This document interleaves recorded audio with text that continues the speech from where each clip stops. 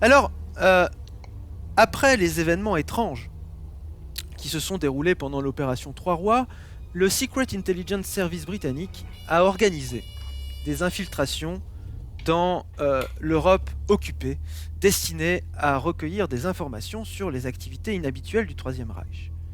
Depuis votre incursion en ex-Tchécoslovaquie, le SIS a amélioré ses efforts de renseignement et un remaniement serait imminent.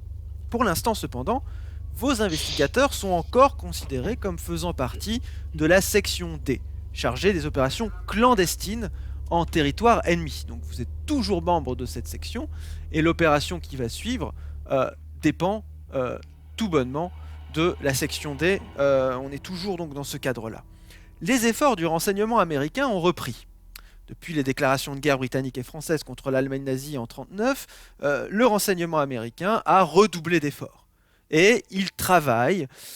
Alors, de nouveau, les relations sont assez floues et se déroulent à petite échelle entre le renseignement américain et le renseignement britannique, mais il y a quand même un échange d'informations qui s'opère. Les membres du G2, la division du renseignement militaire de l'US War Department, travaillent sur une base informelle avec la section D. Alors j'ai parlé de déclaration de guerre. En effet, un mois après votre retour du protectorat de Bohême et de Moravie, le 1er septembre 1939, à 4h45 du matin, les troupes allemandes envahissent la Pologne sans déclaration de guerre et après d'intenses bombardements. J'ai toute une série d'éléments de contexte à vous livrer.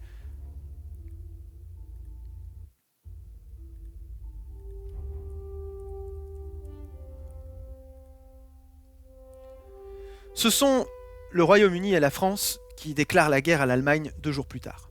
L'armée soviétique, qui a passé un pacte avec les forces hitlériennes, attaque la Pologne à son tour. Et fin septembre, le pays est entièrement occupé par les deux alliés qui se partagent son territoire selon leur accord du mois d'août. Bien que la déclaration de guerre des alliés occidentaux contraria ses plans initiaux, Adolf Hitler souhaitait profiter de l'effet de sa victoire éclair sur la Pologne pour infliger une défaite cuisante à la France et forcer la Grande-Bretagne à reconnaître sa faiblesse et à trouver un accommodement. Donc la Pologne est vaincue, Hitler avance vers l'ouest.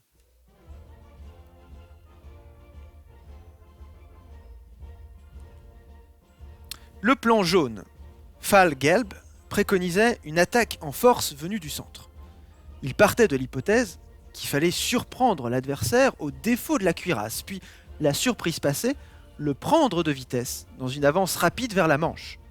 Le pivot de l'offensive ne pouvait se trouver qu'à travers le massif boisé de l'Ardenne. Ainsi, le 10 mai 1940, la Wehrmacht attaque en envahissant les Pays-Bas, le Luxembourg et la Belgique. On se rapproche de la date qui va nous intéresser, qui est celle de votre opération. Et voici que les forces allemandes envahissent les Pays-Bas, le Luxembourg et la Belgique. Après la percée allemande de Sedan et une succession de reculs des armées britanniques, françaises et belges, toutes les prévisions alliées semblent déjouer. Les Allemands utilisant à plein les concepts de choc et de vitesse, la Blitzkrieg, le couple char-avion communiquant par radio et la concentration des moyens sur des points sensibles du front allié surprennent par leur rapidité d'action les états-majors français et belges. Le fer de lance de l'armée allemande, une dizaine de divisions blindées, traverse le massif des Ardennes jugé impénétrable par les généraux français ralliés à l'opinion du maréchal Pétain. Bousculé par la Blitzkrieg, le front est rompu.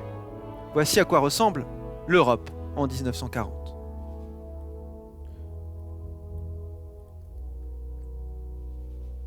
Vous le voyez, évidemment la Bohême-Moravie, le gouvernement général de Pologne, la Pologne ayant été partagée entre l'URSS et l'Allemagne, et toute une série, alors aussi les pays du Nord, puisque le Danemark et la Norvège ont été envahis avant même l'extension vers l'ouest, et désormais, le front, la ligne de front occidentale s'est déplacée jusqu'à, on le voit déjà sur la page, jusqu'à Dunkerque. On le voit sur cette carte.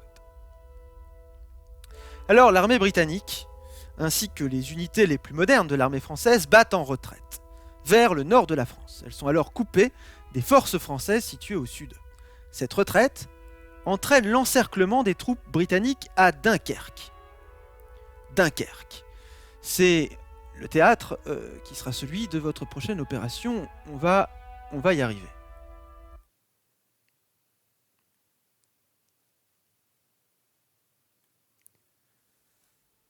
Les troupes françaises mènent alors une résistance héroïque et désespérée, destinée à gagner un laps de temps nécessaire à l'embarquement de l'essentiel des troupes britanniques et de plusieurs unités françaises vers le Royaume-Uni.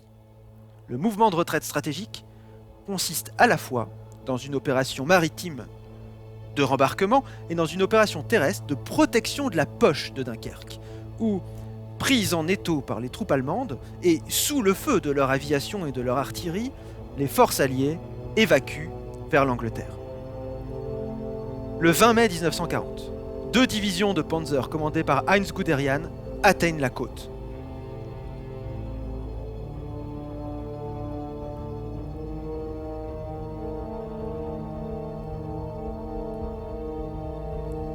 La Wehrmacht parvient ainsi à couper les armées alliées en deux.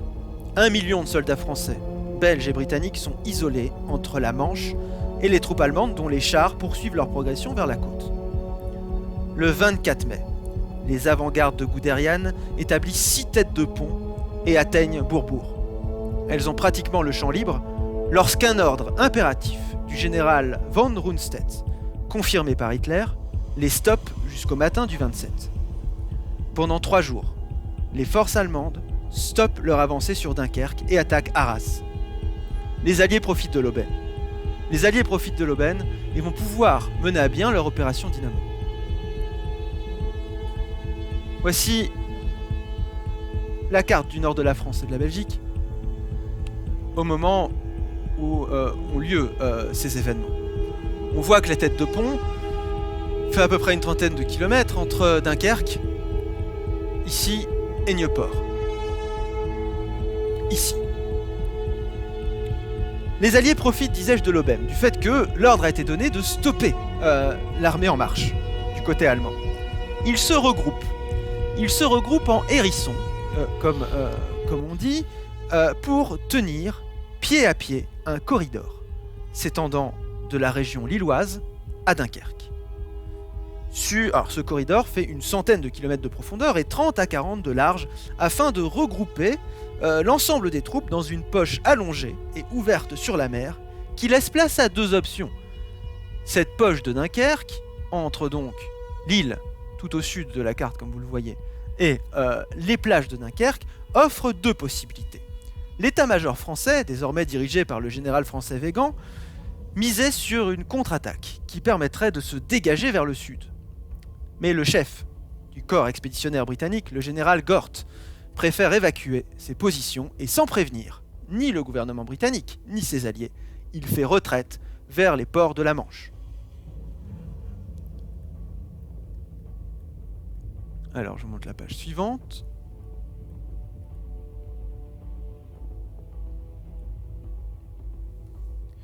Dans ce contexte bien particulier, au cœur même de l'une des batailles les plus homériques de l'histoire, où chaque minute compte pour des centaines de milliers de soldats acculés par les Allemands sur le dernier port disponible.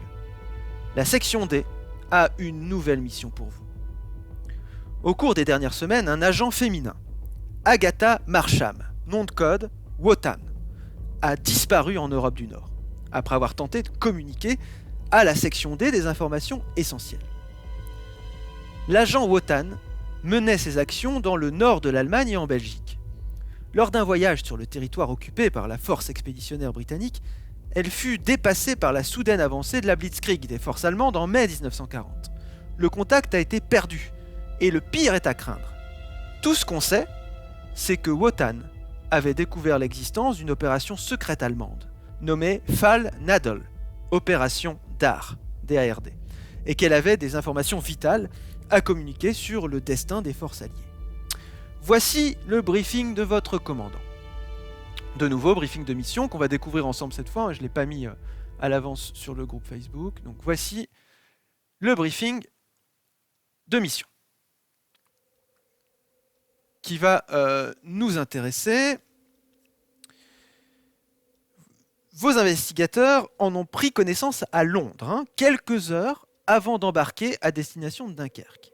Ce message top secret date du 26 mai 1940 à 9h15 du matin. Je vais le lire avec vous, là maintenant. C'est important que ces bases-là soient solidement posées. Au moment d'avancer, il y a quand même quelques éléments à avoir en tête pour bien savoir en quoi consiste la mission, dans un contexte que j'ai voulu dépeindre au maximum, parce que c'est pas anodin, c'est en plein état de siège que vos agents vont avoir à opérer. Donc il y a d'abord un premier rapport qui est celui de la section 7.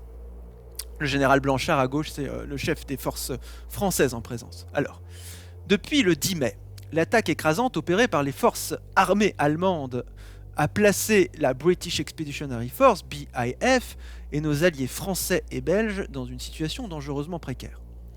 Face à la possibilité de la perte totale des forces de la BIF, le ministère de la Marine a annoncé aujourd'hui la mise en place de l'opération Dynamo. L'évacuation complète de la BIF et toutes les forces alliées pouvant être accueillies en mer pour être dirigées vers le sud-est de l'Angleterre. Les combats font rage dans le nord de la France et en Belgique, et les forces de la BIF et alliées sont en train de se retirer vers le port français de Dunkerque. L'objectif est d'évacuer plus de 300 000 membres des forces armées avant que l'ensemble de la région ne tombe aux mains des Allemands, un résultat qui n'est plus pour nous maintenant qu'une question de temps. La ville de Dunkerque proprement dite a été fortement bombardée. Les évacuations doivent s'effectuer par bateau à partir de la dernière étendue de sable faisant 28 km entre Dunkerque et la ville de Nieuport. Une tête de pont a été mise en place entre les deux villes, s'étirant sur environ 8 km, afin de regrouper les forces de la BIF et les forces alliées. Une poche, en train de se réduire, existe au sud de la tête de pont, canalisant les forces de la BIF et alliées en fuite. Assaillies de toutes parts par les forces allemandes écrasantes, les forces britanniques et alliées subissent de lourdes pertes afin de permettre à nos troupes le temps de se retirer. La zone de Dunkerque comprend des plaines côtières et de faible altitude, constituées de dunes de sable faisant place à des terres agricoles, sillonnées de canaux de drainage. Le terrain n'est pas considéré comme favorable aux blindés. Les routes s'élèvent au-dessus des plaines environnantes et sont flanquées par des fossés de drainage, ce qui rend les véhicules qui l'empruntent facilement visibles. Rapport supplémentaire, celui de la section 8. Les forces belges sont en train de s'effondrer, et la reddition du roi Léopold est imminente. De fait, elle aura lieu le 28 mai. Les communications sur le terrain sont ardues, et il est difficile de savoir si le commandement français, sous les ordres du général Blanchard, mesure pleinement la nature de l'opération Dynamo. En raison de la vitesse de l'avancée allemande, les ressources venant de la résistance ou des renseignements sont limitées sur le terrain. La présence de dizaines de milliers de soldats de la BIF, conjuguée au manque de communication et à une situation en évolution constante, ne peut que conduire à un environnement chaotique. Analyse de la section D. Nous y sommes. Dans ce contexte-là, voilà quelle est votre mission. L'agent de la section D, Agatha Marsham, nom de code Wotan, a récemment effectué une transmission depuis ce qui est aujourd'hui le territoire allemand dans la zone de combat. Elle a signalé l'existence d'une opération secrète appelée Fall-Nadel, opération d'art, par un Sondergruppe allemand, SS allemand, groupe spécial de la SS, sous l'égide de Heinrich Himmler, conçu pour contrecarrer l'opération Dynamo. Wotan est chargé de recueillir des informations relatives aux activités faisant suite à l'opération Trois-Rois, dans la zone du château de Karlstein de l'année dernière. On ne sait pas précisément à quoi Fall-Nadel fait référence, ou quelles autres informations Wotan a reçues. Wotan tentait de revenir dans la zone occupée par la BIF, mais est restée coincée derrière les lignes ennemies du fait de la vitesse de l'avancée allemande. Elle était surprise par l'avancée de la Blitzkrieg et du coup elle est en territoire ennemi. Voilà le problème. Sa dernière position connue, par transmission radio, était le village de Messegen. Les récentes tentatives pour reprendre Messegen ont toutes échoué. Donc Messegen est sous occupation nazie. Le Poste de Londres considère les informations transmises par Wotan comme très sensibles et essentielles à la réussite de l'opération Dynamo. Autorisation est donnée de prendre le commandement d'une unité appropriée du 3e régiment des Grenadiers Guards et de pénétrer dans les lignes ennemies afin de prendre contact avec Wotan et de découvrir les objectifs et la nature de l'opération DAR, de cette fameuse opération qui serait vouée, Fall-Nadel, vouée à contrecarrer l'opération Dynamo. Donc on vous demande très simplement de retrouver Wotan, de retrouver les informations que possède cette Agatha Marsham autour de l'opération DAR, mais pour ce faire, il faut pénétrer en territoire ennemi. il va falloir avancer par-delà la ligne de front. Est-ce que les termes de la mission sont bien clairs pour tout le monde? Oui, en quoi consiste exactement le commandement? Ah, ça, tu n'en sais pas plus à ce stade. C'est-à-dire que vous avez la possibilité, en tout cas, vous avez l'autorisation de vous présenter devant le général qui fait face à la ligne de front, hein, qui d'ailleurs pilote le 3e régiment des Grenadiers Guards, et de demander le commandement d'une unité afin de pouvoir passer à travers les lignes ennemies et entrer en territoire ennemi. À vous de voir si vous préférez faire de l'infiltration en proprement parler, donc de ne pas réquisitionner des soldats et d'essayer de vous infiltrer à travers ces lignes, ou si vous voulez avancer de manière plus militaire. Ça, ce sera à vous d'en discuter. Brice, c'est ok pour toi aussi? Ouais, pas de soucis. Ok. Jacques aussi? Ouais. PA? Ouais. Et Mathieu, c'est bien compris. Nickel. Aussi. Très bien. Alors on va pouvoir avancer et repasser RP. J'ai dû être un peu long, mais parce qu'il fallait poser le contexte, hein, c'est un peu particulier. La guerre a été déclarée, fallait rappeler ce qu'est la Blitzkrieg, fallait rappeler dans quelle situation se trouve le nord de la France fin mai 1940. Donc, dans la nuit du 26 au 27 mai 1940, et là je vais passer à la page suivante.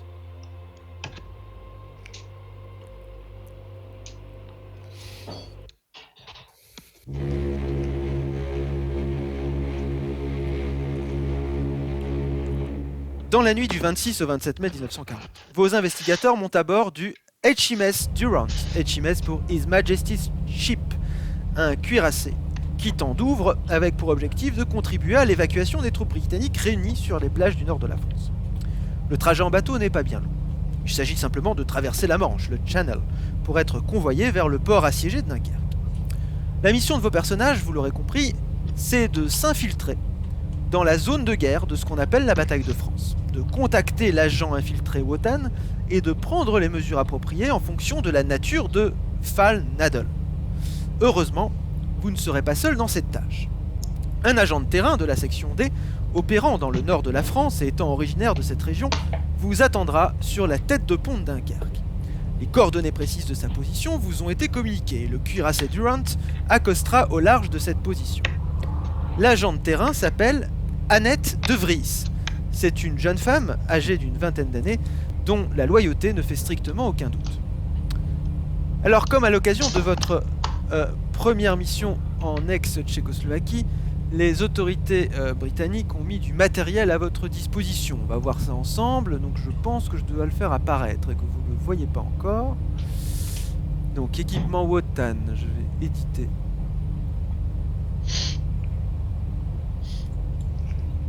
Voilà, normalement ça s'affiche chez vous à présent. Ouais. Voici l'équipement qui sera celui pour... donc vous, tout l'équipement précédent, on s'en débarrasse quelque part et on vous rééquipe au moment de monter à bord de l'HMS Durant. Alors pour la mission Opération Wotan, on a remis à chaque investigateur l'équipement de base suivant, en plus des armes et des munitions.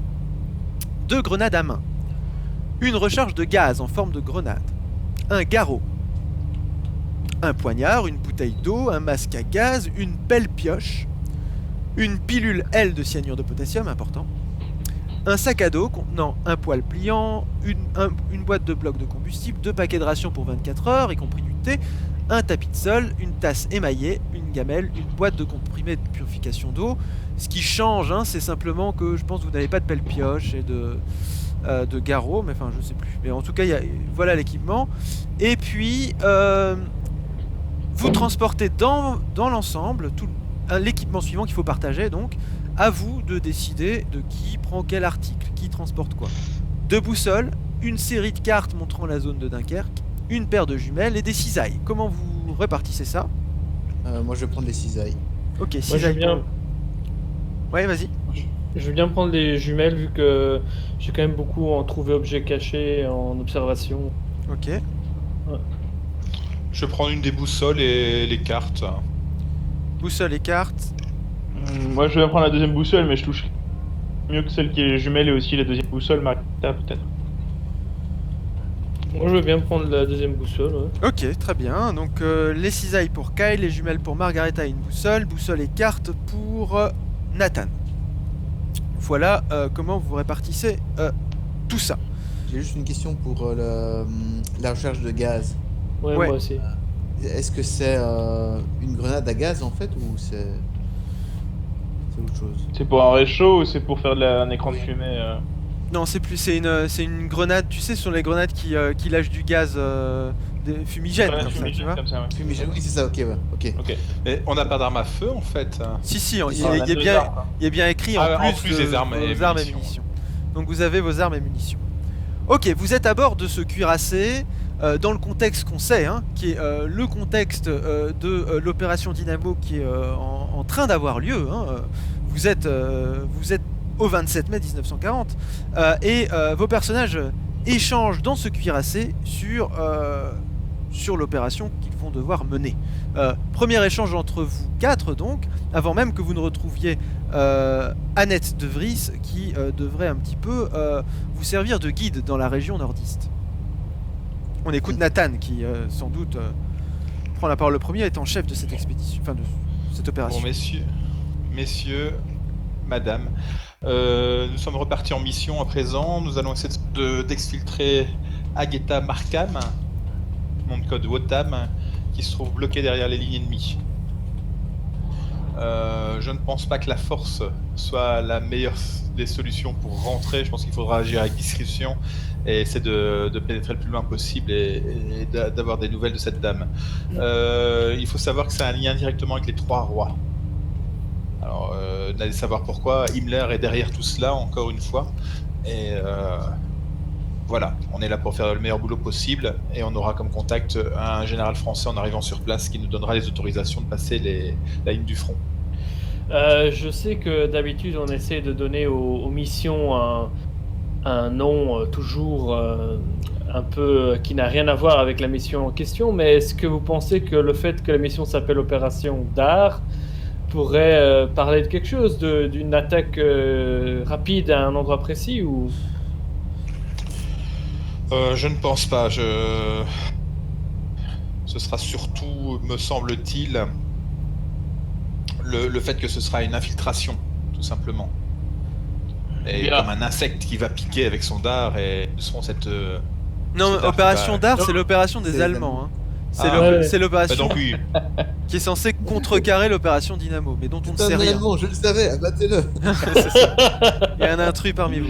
Ouais, c'est l'opération qui est censée prendre le contre-pied de l'opération Dynamo et qui est dont on ne sait rien. Et c'est sur ça que Wotan avait des infos. Là, tout le monde m'a l'air bien préparé pour la mission, c'est rassurant. Tout le monde va bien.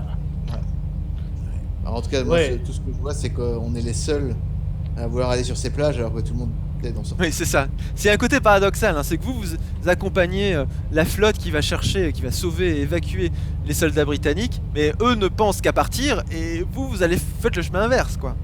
Et surtout, on risque d'avoir peut-être une fenêtre de 48 heures pour faire la mission, parce que sinon après tout le monde part sans nous. Va falloir faire ça dardard, sans mauvais jeu de mots. Oui, très mauvais. il faudra ruser. Oh, c'est drôle. Alors nous Je sommes... Ouais, vas-y. J'ai déjà observé les cartes un peu, j'ai déjà fait du repérage et je connais un peu la région également. Étudiez, je vous expliquerai. Mais ce game, nous devons aller et nous passons près de zones que je connais. Deux zones que tu Comines, par connais. exemple. Oui, voilà, on peut reprendre là, ça va aussi bien faire rire. Ouais. Comines ou Warneson. Ah, vous êtes un Allemand un Américain qui a beaucoup... Non, mais si on reprend la... Ah, je vous ai mis dessus ou pas? Non, je vous ai pas mis dessus. Non. Non. Évidemment, j'avais spoté dès le début aussi. Si on reprend la carte, effectivement... Ah bah tiens, voilà. juste écouter comme par Voilà. hasard. Et toute cette zone-là, Alors, mais Segen est un village fictif, hein, ça n'existe pas. ouais. Et toute cette zone-là, je l'ai connais. étudiée en anthropologie. Et juste à la bataille d'Ypres, c'est ça. Je connais aussi, oui, mais sincèrement, je connais, enfin oui, et Popringue, etc. C'est toutes des régions bien connues. Hein. Alors ici, vous voyez bien que, en l'occurrence pour le moment, c'est ici et là que se trouve la ligne de front. Hein, d'accord. Et donc, Mesegen est bien de l'autre côté. Alors, les pointillés blancs aussi, enfin, le front va bouger de là à là entre-temps. Et donc, c'est au sud d'Ypres qu'il vous faut pénétrer. Et il faudra se rendre jusque dans les environs d'Ypres pour envisager franchir la ligne de front.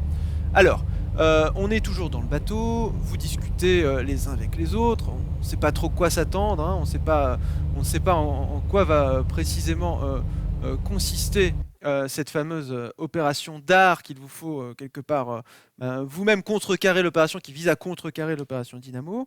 On est le 27 mai 1940.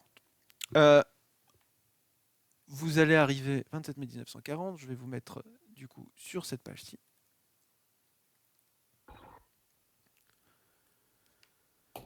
En Belgique et dans le nord de la France, les forces alliées se replient partout sous la pression de l'avancée allemande qui s'avère écrasante. On l'a dit, cette avancée est terrible, c'est impossible d'y résister, ce qui fait que cette pression abominable force une retraite, force un repli. Dunkerque est devenu le seul port praticable à partir duquel effectuer l'évacuation. Mais il est fortement bombardé. Débarqués sur les plages, vos investigateurs constatent l'ampleur des dégâts. Heureusement, la tête de pont offre une position défensive assez forte, bien que facilement submergée. Depuis hier, elle a été placée sous le commandement du lieutenant-général Sir Ronald Adam. Cette zone est formée par la ligne des canaux Mardyck, ici Berg, ici Furnes, ici et Nieuport. Bien qu'une grande partie des conditions météorologiques soient peu propices à l'aviation, la ville est sous les attaques constantes des Stuka, de ces appareils allemands utilisés à des fins d'appui-sol rapprochés et de bombardement en piqué, essentiellement des Junkers. Vous débarquez dans une ville de Dunkerque fortement bombardée et qui ne fonctionne plus qu'à peine.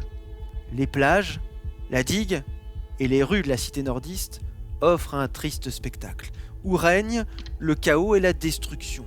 Vous le voyez hein, sur cette photo-ci par exemple, hein, sur l'image du bas, on voit à quel point tout est saccagé, tout a été bombardé et c'est un fait historique, Dunkerque sera bombardée à 90%, détruite à 90%.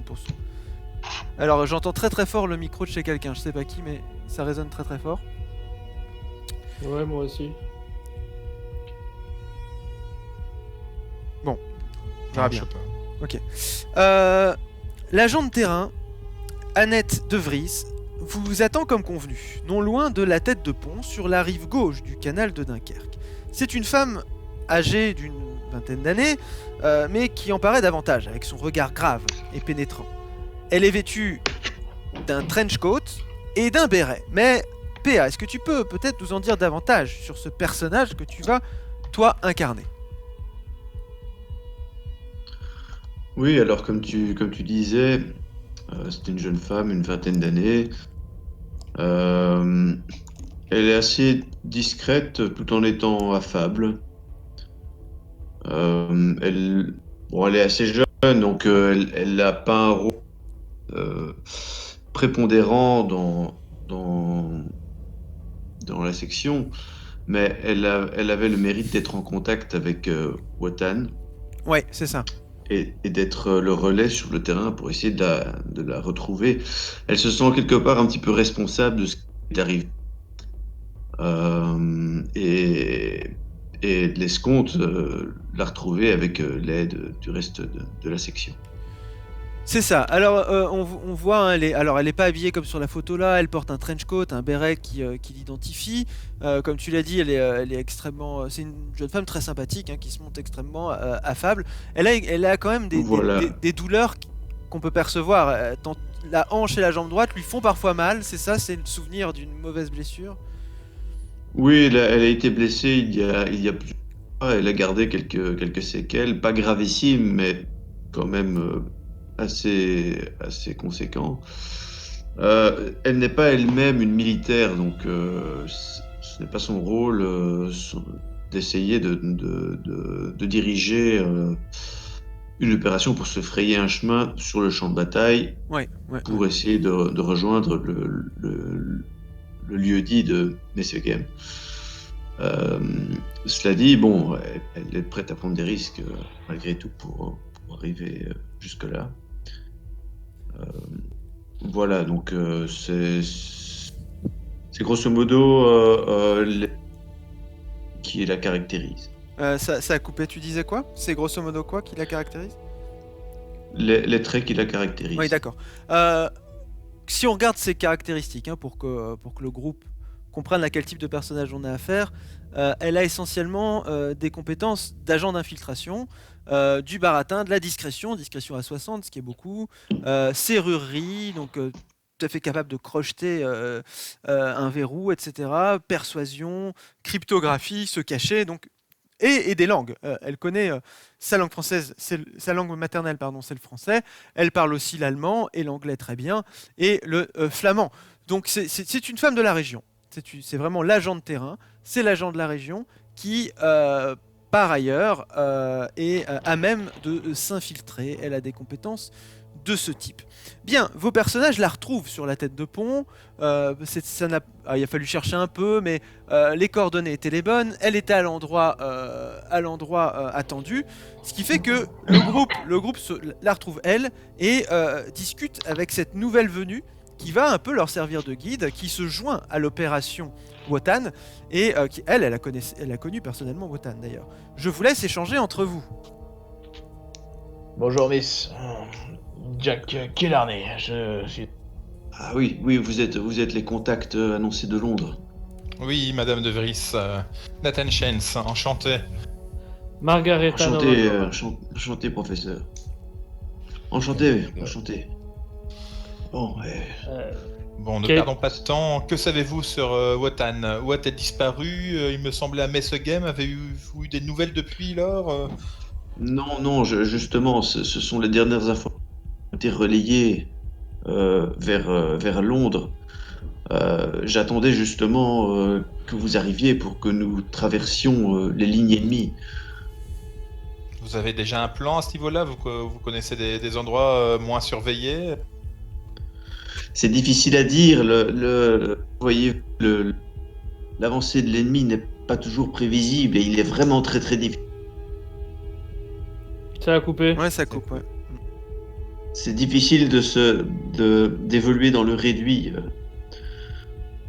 Bien, qu'est-ce que vous préconisez dans la région? Par où vous passez Il faudrait, à mon sens, traverser la région d'Ypres et essayer de se frayer un chemin jusque Mesegem. Alors Parfait. effectivement, Annette, elle va pouvoir vous communiquer tout ça. D'abord, c'est un des contacts de l'agent Wotan, hein, donc, puis PA nous a dit qu'elle se sentait responsable de cette disparition. Au sud de la ville d'Ypres, une bataille fait rage entre la 5e division de la force expéditionnaire britannique, solidement renforcée, et 3 divisions allemandes. Prise de vitesse par le retrait des forces alliées, l'agent de renseignement Wotan se retrouve piégé derrière les lignes ennemies de l'autre côté du front d'Ypres. Donc évidemment, l'endroit où passer, c'est comme vient de nous le dire PA, c'est à Ypres, sans doute, où il va falloir réussir ensuite à prendre contact avec l'agent. Alors, la dernière position connue par radio, c'était ce village de Mesegem. C'est la dernière info dont vous disposez, c'est ça.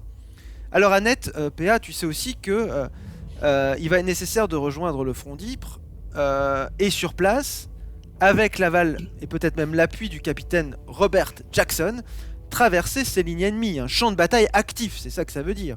Et puis ensuite, on pourra rentrer au village belge de Mesegem. Donc il va falloir que tu dises ça aux autres, que effectivement, tu conseilles d'aller jusqu'au capitaine Robert Jackson.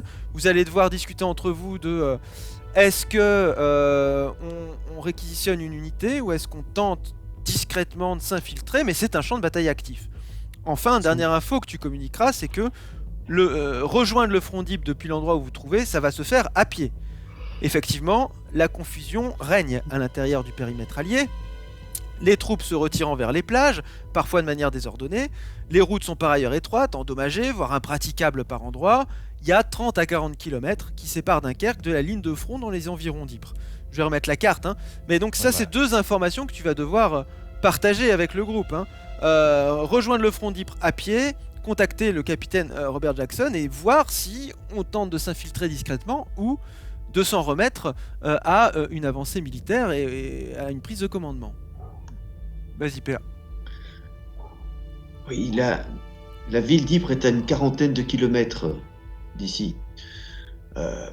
Il faudra se rendre jusque-là et rentrer en contact avec un officier britannique, Robert Jackson. C'est un capitaine, il pourra, j'espère, nous donner son appui pour pouvoir traverser les lignes ennemies. Une fois sur place, il faudra peut-être envisager un plan pour s'introduire avec plus ou moins de discrétion. C'est un champ de bataille actif, comprenez-moi, c'est risqué, il y aura sans doute des échanges de coups de feu. Vous êtes, pour la plupart d'entre vous, des soldats, donc je suppose que vous êtes aguerris en la matière, mais malgré tout, les forces en présence sont importantes, ce sera risqué. Parfait. Bien. Merci pour votre topo. Et il faudra passer à pied aussi, hein, n'est-ce pas? En tout cas, il faudra. C'est pas qu'il faut passer les lignes à pied, c'est pas sûr, mais il faut se rendre jusqu'Ypres à pied. Tu déconseilles de faire autrement. De toute façon, il n'y a pas de véhicule disponible, mais bon. Tout à fait. Nous devons faire très attention pendant cette quarantaine de kilomètres qui nous mènent jusque Ypres. Les Allemands ont bloqué la plupart des routes. Je pense qu'il serait illusoire de tenter quoi que ce soit en véhicule. Nous devrons marcher. À mon sens, en une journée, nous devrions y être. Parlons en marchant alors, allons-y. Vraiment pas de temps. Allons-y. Ok, donc votre objectif c'est Ypres, enfin c'est le front d'Ypres dans l'immédiat, donc c'est ici au sud-est, c'est là que vous comptez vous rendre depuis les plages de Dunkerque, hein, ici que vous allez quitter incessamment sous peu, imminemment.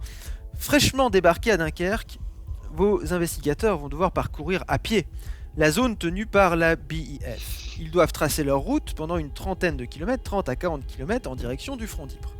Le chaos de la guerre est partout. Constitué de véhicules abandonnés, d'équipements calcinés inutiles, de civils aux yeux creux. Oui, le périmètre allié que vous êtes en train de traverser n'a rien d'un paradis. Bien au contraire. Alors c'est pas cette page là que je dois vous afficher, c'est le périmètre allié, le voilà.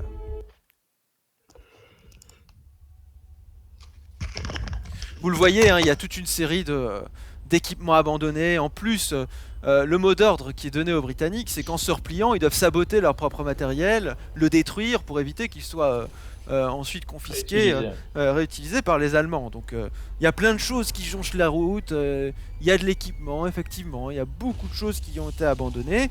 Alors, vous avez ça sous les yeux, hein, vous commencez à marcher en direction d'Ypres, vous allez y passer la journée, hein, minimum. Comment vous organisez-vous d'abord? Donc quelle va être l'heure de marche par exemple? Quel itinéraire précis vous allez emprunter à peu près? Comment vont se comporter vos personnages pendant ce trajet anxiogène? Je vous laisse en discuter un peu entre vous et puis on fera le point sur comment s'organise ce détachement, ce trajet jusque Ypres. Comme le terrain n'est pas très montagneux, je propose d'aller tout droit dans la direction d'Ypres. Qu'en pensez-vous? Couper à travers champs, vous voulez dire? Bah oui, on ne peut pas emprunter les routes, alors autant aller tout droit quoi. Il faut prendre des chemins de campagne, je pense que c'est le plus discret. Donc on est à Dunkerque pour l'instant. Oui, vous êtes à Dunkerque. Vous traversez cette ville qui est littéralement détruite. Hein. Jusqu'à Ypres, il y a une quarantaine de kilomètres. Ouais. Peut-être, regardons s'il n'y a pas peut-être une petite embarcation qui pourrait nous mener le plus loin possible et remonter les divers canaux. Alors, c'est trop risqué, les Allemands auraient tôt fait de nous trouver. Le plus discret à mon sens est d'utiliser, c'est ce que j'ai utilisé pour arriver jusqu'ici à Dunkerque, ce sont des chemins terreux de campagne qui ne sont généralement pas très surveillés et sur lesquels on ne trouve pas d'engins motorisés susceptibles de nous rattraper. Alors, Ok. ici, il faut bien comprendre que vous êtes dans le périmètre allié, hein. Donc il n'y a pas d'Allemands, hein. Vous êtes dans le périmètre allié. Le risque premier, c'est le bombardement, hein. Ce sont les bombardements piqués des Junkers, des Stuka. C'est le risque principal. Donc, votre intérêt, enfin votre mission à vous, dans l'immédiat, votre objectif, c'est d'éviter ces bombardements, de ne pas devenir une cible pour ce type de bombardement. C'est ça la première difficulté. Et vous n'avancez pas vite, parce que des soldats, vous en croisez tout le temps, hein. Des soldats qui vont vers les plages, donc dans l'autre sens que vous en croisez des quantités. Donc voilà, il faut un petit peu réussir à s'organiser comme ça, en essayant de ne pas être une cible, en fait, hein. Est-ce qu'il y a moyen de trouver des habits civils, hein? Parce qu'une fois passé les lignes ennemies, faudra se camoufler, disons. Oui, c'est vrai, vous n'êtes pas en civil. Écoutez, je pense que tant que nous ne sommes pas en territoire contrôlé par l'ennemi, ça ne pose pas de problème en soi. Euh, Maintenant, effectivement, si nous tomberons sur le magasin d'un fripier, mais bon, je doute que le commerce soit encore bien pratiqué actuellement. Mais si nous pouvons réquisitionner des troupes auprès des alliés, peut-être pourrions-nous réquisitionner quelques fruits capables de nous faire passer pour des civils. Oui, nous verrons cela à Ypres, j'imagine que. C'est certainement possible, j'imagine. La ligne de front évolue rapidement, donc je ne sais pas si on peut vraiment planifier ce genre de choses. Allons Sachez donner que si- quelques livres à des civils du coin et achetons-leur quelques vêtements. Mais sachez que si vous passez de la ligne de front à Ypres sur le champ de bataille en civil, vous pourriez être une cible tant pour les Allemands que pour les Alliés. Oui. c'est Donc, vrai. enfin, je ne sais pas, je ne suis pas experte en militaire, mais Mais de toute façon, je pense que n'importe qui, que ce soit civil ou non civil, risque de se faire tirer comme un lapin par les Allemands si on est au mauvais endroit au mauvais moment. Bien, avançons. Nous trouverons vers- des- Quelle est notre solution si nous croisons des villages, tout à fait, si vous insistez, essayez de trouver de quoi vous vêtir autrement. En tout cas, ayons la possibilité, quelques vêtements de rechange civil dans notre pactage, ne serait-ce que pour pouvoir alterner si le besoin s'en fait sentir. À la rigueur. Effectivement. Très Aussi- bien, si sur le chemin nous trouvons quelque chose, eh bien nous procéderons de la sorte. C'est aussi durant ces premiers kilomètres que vous discutez de ok, on rejoint Ypres, on prend contact avec le capitaine Robert Jackson, et ensuite, comment est-ce qu'on envisage de traverser, de franchir la ligne de front? Est-ce qu'on se range à l'avis du capitaine? Est-ce que on s'infiltre en tant qu'agent et justement on prend pas le parti de se placer derrière un commandement ou de prendre le commandement d'unité pour nous protéger et avancer aussi loin qu'on le peut? Vous commencez à discuter déjà tactique et stratégie parce que le personnage de PA l'a dit, la ligne elle bouge tous les jours, la ligne de front elle bouge tous les jours, hein, et par ailleurs le temps vous n'en disposez pas, ça c'est le personnage de Jack qui a bien insisté là-dessus. Donc on met ce temps à profit pour discuter déjà de ça. Ouais, je pense qu'en tout cas, il faudra attendre de voir l'état de la ligne de front pour savoir si on aura besoin de l'armée ou pas. Je veux dire, en discuter ici et de prendre des décisions ici sans voir à quoi ressemblent les forces allemandes en présence, c'est un peu absurde. Mais je pense que nous aurions mieux fait de nous en passer, car comme nous avons peu de temps, un plus grand groupe irait plus lentement et serait plus facilement repéré aussi. Surtout que le front est plus ou moins hermétique. Donc si nous sommes une dizaine, une quinzaine, ce sera facile de nous repérer, alors que là nous sommes une demi-douzaine. C'est encore faisable de nous faufiler au travers des lignes. Je pense effectivement que l'infiltration est plus judicieuse. Moi, je Ouais, vous fais ici- confiance, je vous suis. Sinon, Ça a coupé, sorry les gars, j'ai pas entendu. Bah, T'as pas attendu qui Jacques, tout, ou presque, je suppose. Non, mais On disait que l'infiltration, ouais. c'était pour le mieux. Voilà, c'est ça, c'est l'infiltration qui semble... La plus judicieuse. Ok, mais oui, mais ne pensez-vous pas juste que peut-être, alors au moins une diversion nous permettrait d'avoir une certaine marge de manœuvre plus large. Je ne sais pas, Nous peut-être... serons sur probablement un champ de bataille avec des tirets nourris. Je ne sais même pas si une direction aurait un quelconque effet. je pense que dans le meilleur des cas, nous pouvons demander un tir d'artillerie pour forcer les soldats allemands à se mettre aux abris et à ne pas scruter l'horizon quand nous voulons passer. Ça peut être une idée, exactement, oui. Mais sinon, j'ai un peu jeté un coup d'œil à la carte. Si nous partons d'Ypres, nous pouvons toujours essayer de longer ces bosquets, d'aller d'un bosquet à l'autre, trouver un peu de couverture. Au moins, ça nous permettra d'être moins visibles. Ok, donc tu Puis parles de ensuite- ça ici, là, ouais. Ici, comme ça, ouais. Et ensuite, redescendre vers le canal et peut-être nous essayer porter par le courant jusque Messegem. Et vous semblez penser qu'il y a des embarcations partout. Non. Enfin, je pense pas. Ouais. Ah non, pas des embarcations. Si nous faisons de nuit, nous prenons une grande branche comme flotteur. Nous pouvons nous laisser aller, nous laisser glisser jusque-là pendant la nuit. Je pense qu'il faut vraiment voir le terrain et solliciter l'avis du capitaine Jackson. Lui saura sans doute nous dire quel est le meilleur moyen d'arriver jusqu'au lieu dit. Oui, bien sûr, ce n'est qu'une hypothèse en fonction de la carte. Et la carte n'est jamais le reflet du terrain. Bien, avançons, nous verrons donc plus tard. Oui. Alors, la région de Dunkerque est de faible altitude, sillonnée de fossés d'écoulement presque infranchissables pour les chars et autres blindés lourds qui sont contraints de circuler de manière visible le long de routes nettement surélevées, flaquées par des fossés. La météo est mauvaise. Les orages, les pluies torrentielles entravent les opérations aéroportées. Sous le commandement du général Lord Gort, plus de 200 000 soldats britanniques avancent dans des conditions difficiles en direction de la tête de pont de Dunkerque pour évacuer. Alors, c'est quoi que je vais vous montrer? C'est ici, Dynamo.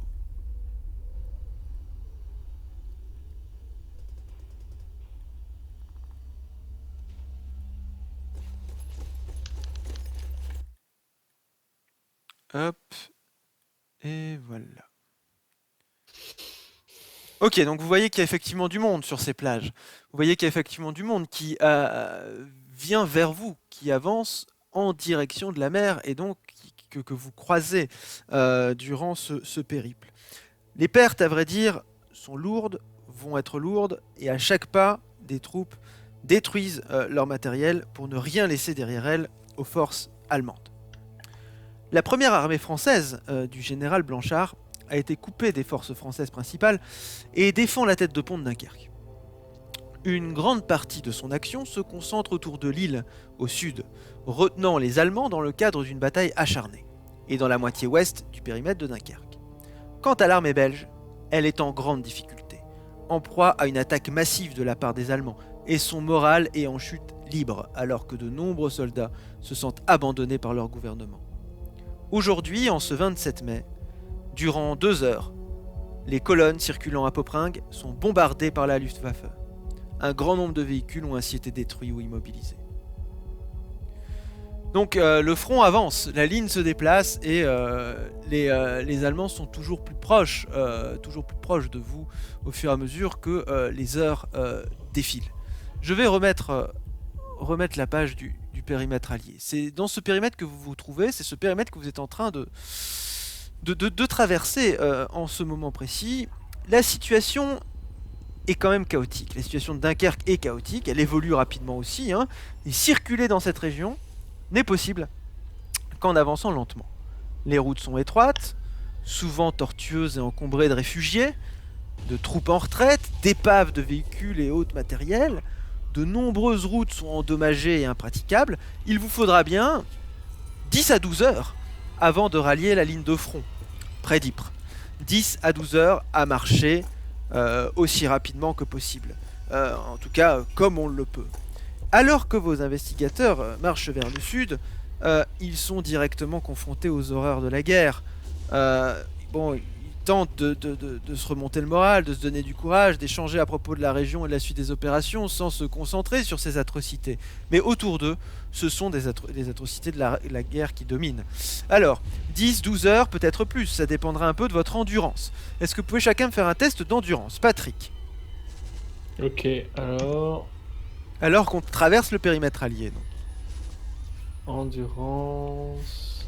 C'est au tout début, Patrick, dans les caractéristiques. Merci. C'est raté. Non, Oh putain, ouais. Comme dirait l'autre, ça pourrait être pire. Exactement. Ok, 98 c'est raté. Brice. Je suis pas forte, hein, moi. 75. C'est réussi pour 5. C'est réussi C'est pour 5. réussi, ouais, bien sûr. Ça va être à Gercha. Réussi. Réussi, très bien. PA.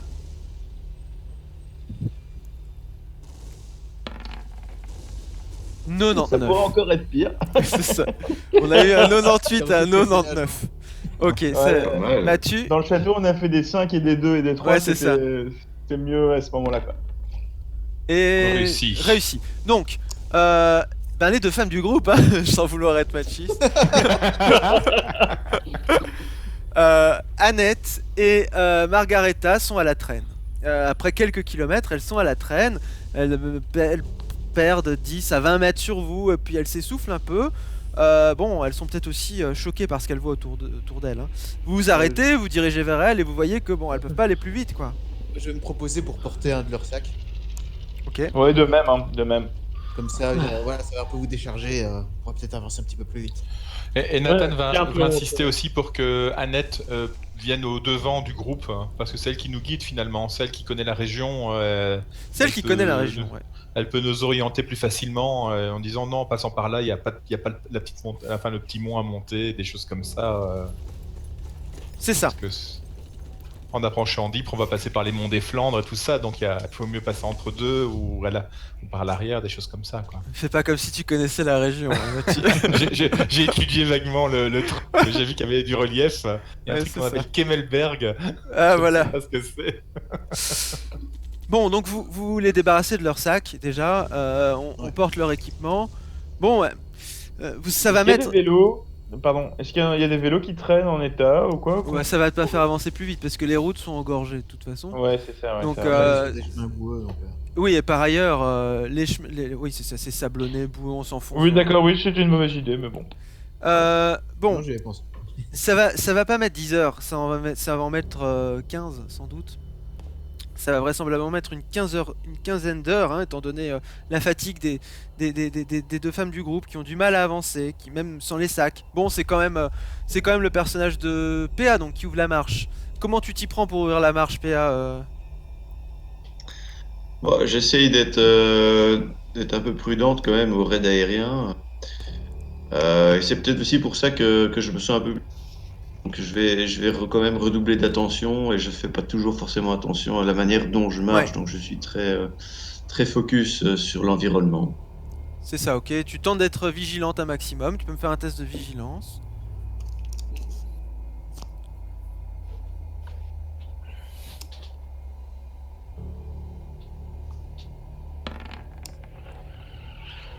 « 62, ça doit être raté. Ouais, si t'es avec 25, ok, c'est raté. Néanmoins, tu tentes de l'être autant que possible. Comment se comportent les uns et les autres durant ce trajet en périmètre allié où, quand même, on entend des bombes tomber, hein, vraiment. Hein, on les entend à distance, c'est loin, mais les combats restent proches, évidemment. Alors, Margareta, t'es essoufflée, t'es déjà fatiguée de cette marche, mais comment tu te comportes pendant le trajet? Alors, personnellement, je comprends qu'on est dans la campagne, donc moi je vais essayer toujours Ouais. de passer sous des arbres et d'être à couvert d'éventuels bombardements. Et surtout, en fait, mon personnage a un peu honte de ne pas avoir fait suffisamment de sport avant cette nouvelle mission. En fait, et en plus, elle se rappelle encore plus le fait que, oui, c'est à cause de sa grenade qui est mal tombée que Ron est mort. Elle se remémore cet instant-là. Donc, en fait, elle se sent un peu, pour l'instant, mal, un peu peut-être inutile sur le moment, mais elle se dit, je vais me rattraper plus tard. Ok. Bon, elle suit, hein. C'est sans doute elle qui ferme la marche, sauf si vous mettez un soldat derrière, mais c'est sans doute elle qui avance le moins rapidement. Jack, je suppose qu'il a quand même les yeux bien grands ouverts et qu'il qui est prêt à tirer si jamais il y avait une quelconque menace, mais Bah oui, bien sûr, il Il a l'arme pas loin, il est prêt à se battre, à dégainer, à couvrir les autres si besoin. Il cherche aussi régulièrement des endroits Ouais. qui seraient les meilleurs où se planquer si jamais il y avait besoin en cas d'attaque, mais aussi les meilleurs si un adversaire, un ennemi, les Allemands voulaient tendre une embuscade. Il n'y a pas de raison a priori que leur groupe en particulier soit l'objet de cette embuscade, mais donc voilà, il est particulièrement vigilant à ça et aux mouvements qui peuvent se faire à tout moment. C'est pas que la ligne de France décale et aille jusque près de leur position sans crier gare. Donc vraiment, il est prêt à essayer de faire évacuer tout le monde en cas de besoin et il est plutôt dans une optique défensive. Je sais pas si ça veut dire grand-chose, mais en tout cas, voilà, de trouver des points de sortie en cas de problème pour pouvoir essayer d'évacuer tout le monde. D'accord. Et les atrocités qui l'entourent, là, de se retrouver plongé au cœur de la guerre, il vit ça comment? Comme un C'est militaire? complètement glaçant. Ouais. Il a des sueurs froides de ça parce que lui, il continue la guerre et donc il sait que c'est horrible, il sait que c'est affreux et que c'est détestable et que c'est la mort partout. Et donc, ouais, il a très peur, mais il garde son sang-froid et il cherche avant tout à protéger les autres et à garantir le succès de la mission pour sans doute à terme que la paix revienne, quoi. Donc, C'est il ça. garde l'objectif en tête. Kyle McGregor. Kyle, on sent qu'il a la mine très sombre, il a la haine, il est en train de bouillir de rage, parce que ce qu'il est en train de voir, c'est exactement ce qu'il a vécu en Espagne. C'est-à-dire, on se bat contre les fascistes, ils sont en train de gagner, et on est obligé de rembarquer. Comme lui, Ouais. avec les brigades internationales, il a dû rembarquer à Barcelone. Bah, ici, c'est pareil. À nouveau, les troupes doivent rembarquer et fuir et laisser le terrain aux fascistes. Donc il a cette haine qui le dévore, ce qui fait que il sera très chaud dès qu'il tombera sur des Allemands. Oui, c'est ça. Et il est très alerte vis-à-vis des attaques aériennes, donc que ce soit Ok, Stuka ouais. ou BF-109. Ouais. Bon, il sait très bien qu'en Espagne, par exemple, ça faisait souvent la différence. Et quand il entend des tirs d'artillerie, comme il est un peu familier avec ça, il va à chaque fois essayer d'estimer la distance. Donc, Ok, plus ou moins, est-ce qu'on ouais. on se rapproche ou pas du front? Est-ce que il y a un danger immédiat? Ok, c'est ça. Donc les yeux quand même rivés vers les airs, parce que c'est sans doute de là que vient la menace principale. Hein. Et essayer d'estimer les bruits d'artillerie, à quelle distance est-ce qu'ils peuvent se trouver. Ok. Annette, bon, elle connaît la région, mais elle est déjà un peu fatiguée par le rythme qu'on est en train de prendre. S'il faut marcher 15 heures comme ça, bon, elle risque d'être un peu épuisée. Comment elle vit le trajet, comment elle se comporte aussi. Oh, disons que c'est quand même une performance. Elle n'a pas le souvenir d'avoir parcouru des distances particulièrement longues. Donc c'est pas. Annette n'est pas un soldat, donc ça Non, reste non, un ouais. agent de terrain. C'est un relais, en fait, dans le renseignement. Et donc, elle va essayer de passer auprès des militaires pour trouver son rythme. C'est ça, c'est ça.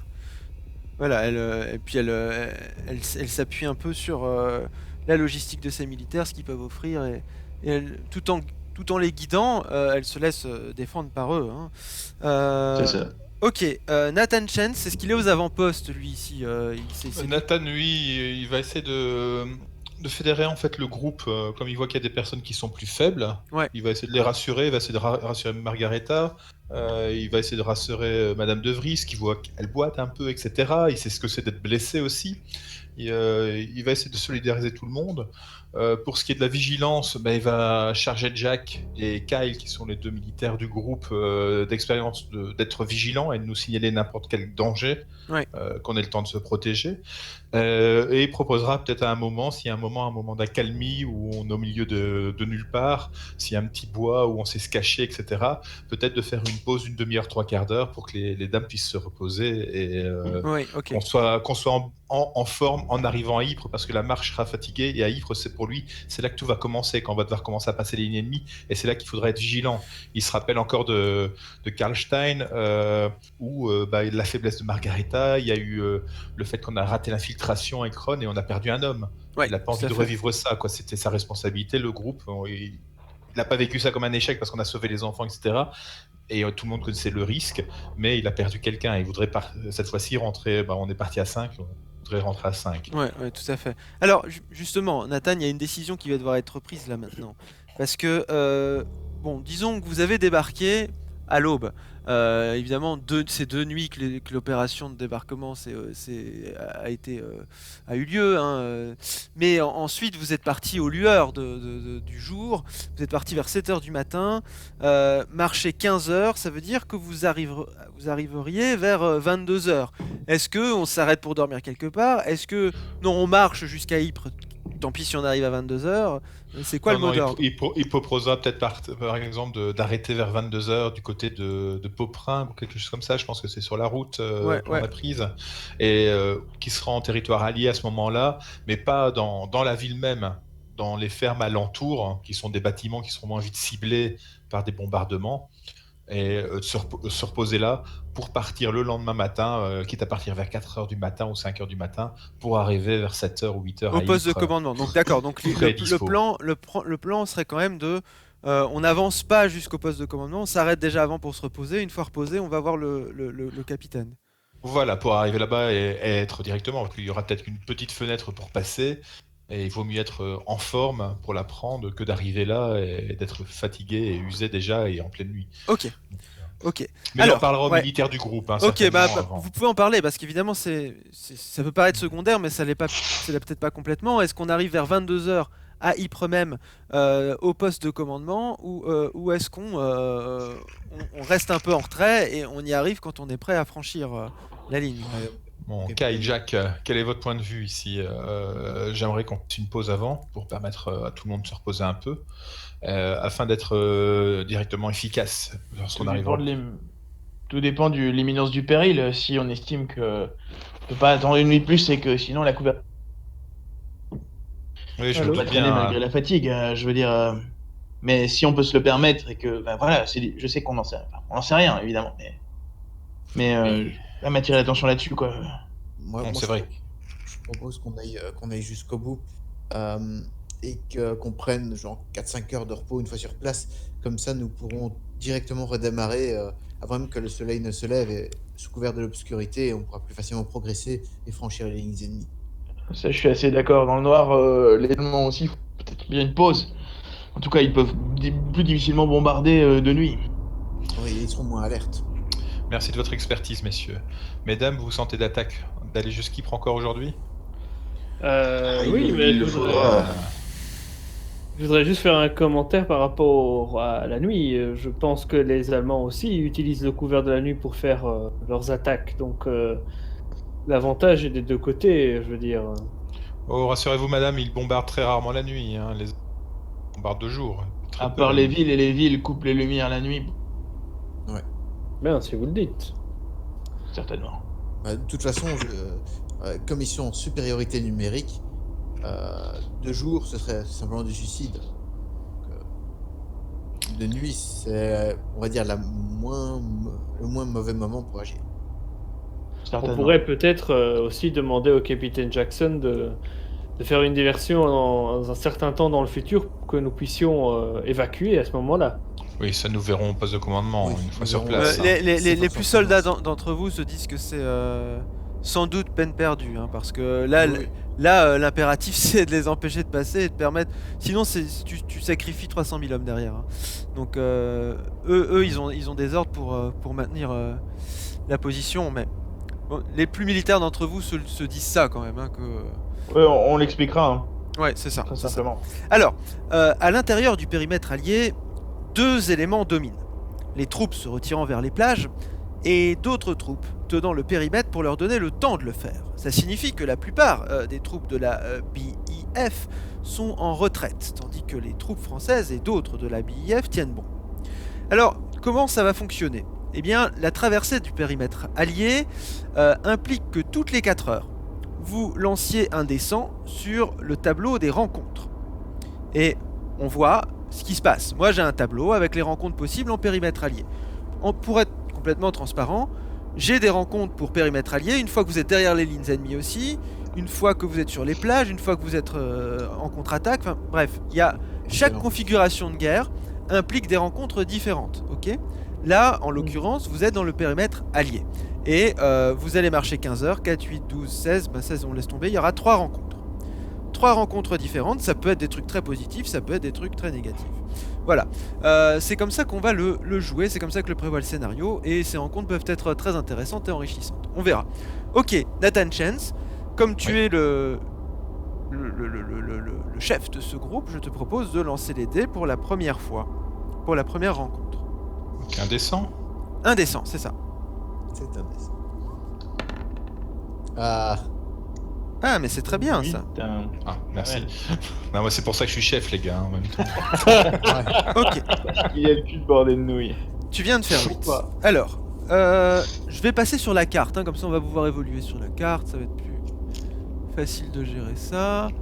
Sur la carte de la tête de pont et du corridor, la poche de Dunkerque. Alors que vous êtes aux environs... Enfin, vous avez passé Furnes, ok? Vous êtes entre Furnes et Dixmude, ou entre Furnes et Northcote, ici.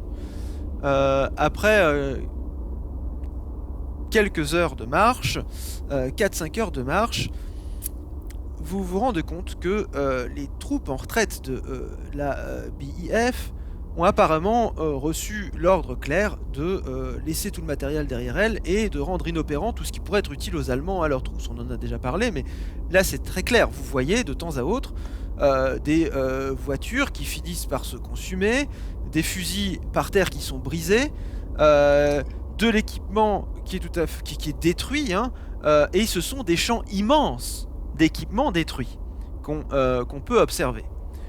Vous pouvez tous me faire un test de trouver objet caché. Parce que il n'est pas sûr que tout cet équipement soit complètement saboté ou détruit. Il y a peut-être des choses à récupérer. Donc un test de toc, le Brice fait le premier, c'est... Ouais, c'est raté. Oh, mais c'est raté. C'est raté. Ok, Patrick. Alors, moi j'ai 75, j'aurais peut-être plus de chance. Ouais, c'est toi qui es la toqueuse Ah, du groupe. Non, 66 c'est très... réussi, ouais. Jacques. Raté. PA. PA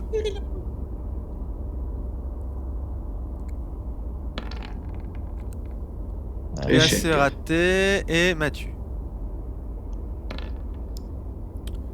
Donc, il C'est y a... raté. Ouais, c'est ça. Il n'y a que Margareta qui réussit. Margareta. Il y a, on l'a dit, une grande quantité de matériel qui traîne dans la région de Dunkerque. Bien que la plupart de ce matériel a l'air non fonctionnel, eh bien, figure-toi qu'il y a un char d'assaut au loin, un char blindé qui te sent... Enfin, tu te dis, c'est bizarre, parce que ce char a l'air d'avoir juste été parqué là, quoi. Et alors, bon, on sait que ce genre de char peut être piégé, hein, évidemment. Hein. Mais il y a de temps à autre, et là, il y a un véhicule blindé qui te semble... Enfin, qui, à distance comme ça, t'as pas du tout l'air endommagé. Tu le vois traîner sur le côté, tu relèves les yeux, tu sais que le personnage de Jacques, Kyle, est tankiste, sans doute que tu lui en touches un mot. Hey Kyle, regardez le tank là-bas, vous trouvez pas qu'il a l'air en bon état? Et il est des nôtres. Ouais. Ouais, pas bien vu, Margareta, bien vu. Ah, restez On ici, devrait je- faire un détour. Mais- Je viens avec vous. Non, non, mais continuez à avancer. Enfin, prenez 5 minutes pour vous reposer. Je vais aller voir s'il est pas piégé. Parce qu'on- Je vous couvre, Kyle, je vous couvre. Oui, bonne idée. Chance, vous couvrez le groupe. Oui. Soyez vigilants à ce qui peut se passer autour. Dès qu'on est plus en mouvement, on est des cibles d'autant plus faciles à tirer. Exactement. Kyle, je reste quelques mètres derrière vous et je suis l'arme au poing. Et si quelque chose sort de ce char ou d'ailleurs, je m'occupe de vous couvrir. Ok, ça va. Ok, donc du coup, si j'ai bien compris, c'est toi tout seul qui y va? Oui, oui. Non, mais je suis quelques mètres derrière lui. J'avance. Et Oui. comme ça, si quelque chose se passe, je suis prêt à l'aider, quoi. Ok, normalement, il y a un Mathilda 2 qui s'affiche. Ah, magnifique, hein, Mathilde. Alors, tu reconnais très rapidement ce type ce char allié qui se trouve sur ta gauche. Mathilda 2, faudra voir, il est peut-être utilisé par les Français, hein, c'est pas forcément un char britannique ici. C'est un char de 24 tonnes conçu pour remplacer le Mark 1. Tourelle plus grande avec un canon Ordnance QF 2 Pounder, blindage renforcé, meilleure mobilité que son prédécesseur. Même s'il coûtait beaucoup plus cher, on a les caractéristiques en dessous. C'est ce type de char qui a l'air comme ça, à première vue, hein, mais t'es encore un peu à distance, d'être en bon état, quoi. Je regarde d'abord où je mets les pieds, je me dis pour voir Ouais. si on peut-être pas miné autour. Oui, c'est ça, c'est l'une des premières choses.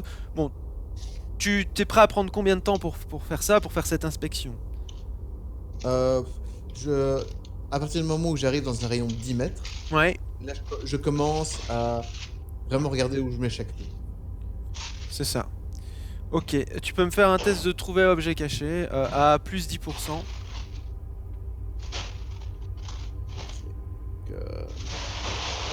Donc ça me fait 35.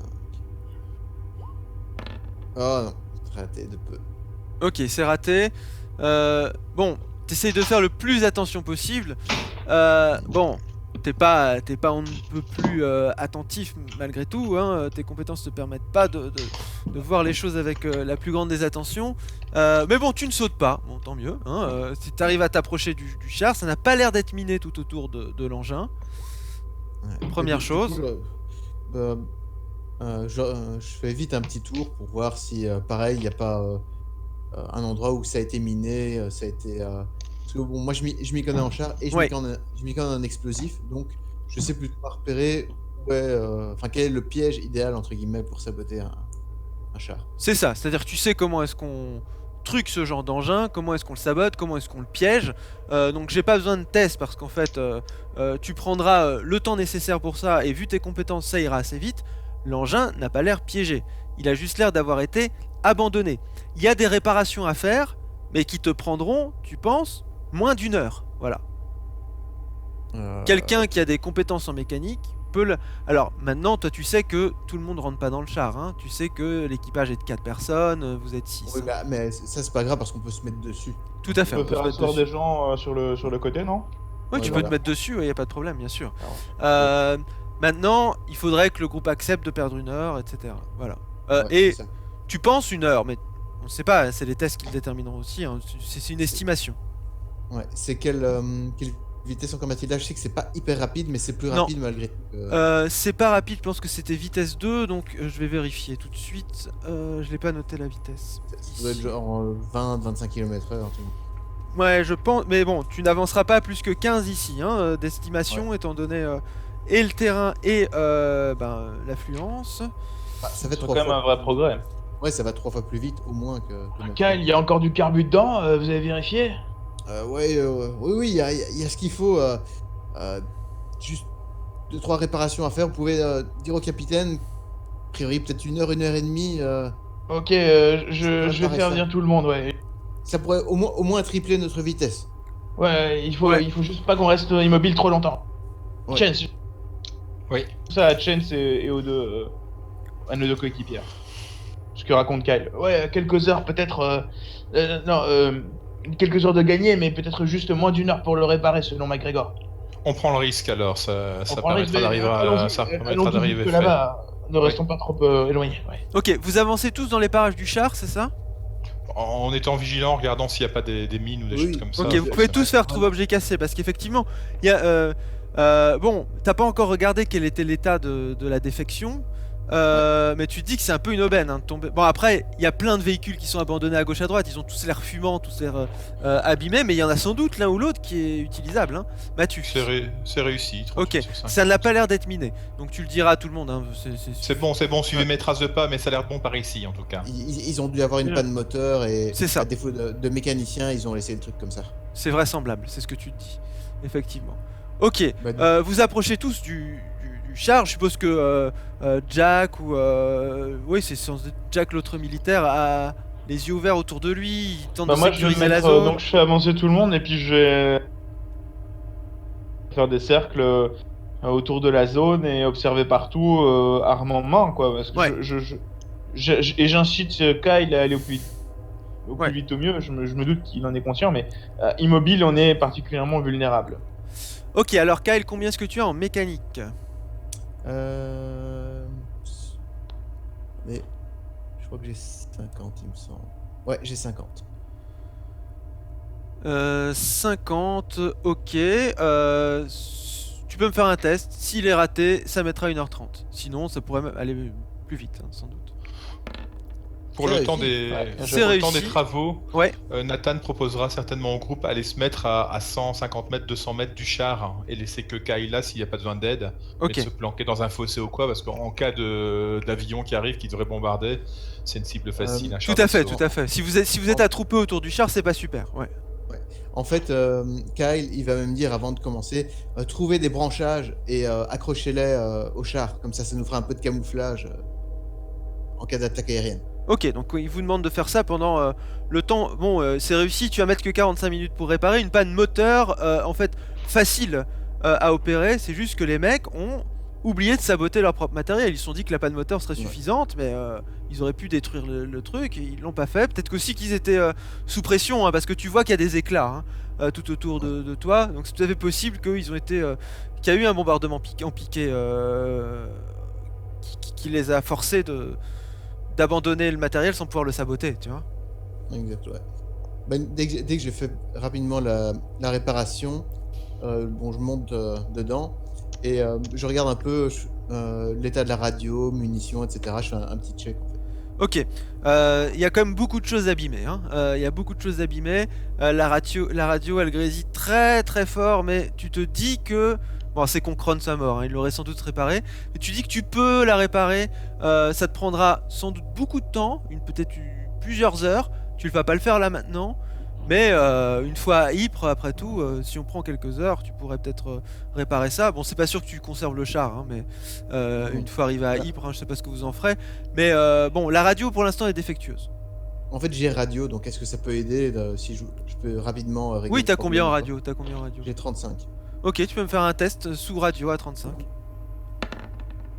Ah, dommage. C'est Ça pourrait raté, être pire. donc tu te dis que c'est pas très grave qu'elle fonctionne pas. Hein, c'est-à-dire que Oui, voilà, ouais, mais l'appareil fonctionne, voilà. Mais la radio, elle est défectueuse. Elle nécessiterait une réparation longue. Voilà. ça va. Je regarde les obus, combien est-ce qu'on en a à disposition? Alors, je vais rouvrir le truc parce que je l'ai fermé. Donc, tu sais, vous avez vu hein, que sur